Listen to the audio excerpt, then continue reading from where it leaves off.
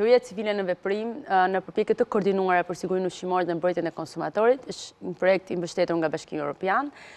12 muaj, ajo që kemi bërë deri tani ishte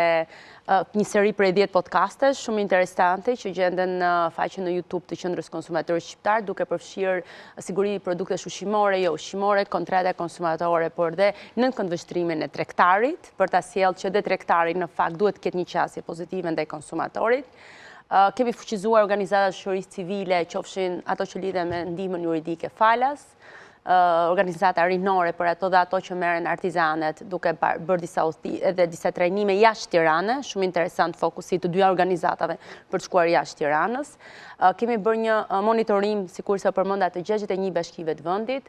Jemi në fazën që kemi vlerësuar rrjetin dhe po e ringrim dhe do ta fuqizojmë akoma dhe më shumë me synimin për të bërë dhe gjithashtu anëtarët e rrjetit pjesë së platformës së partneritetit integrimit evropian. Tjetër risi është që kemi bërë një vlerësim të nevojave të autoritetit kombëtar të ushqimit dhe patëm një trajnim prej 3 ditësh me inspektorët e autoritetit kombëtar të ushqimit.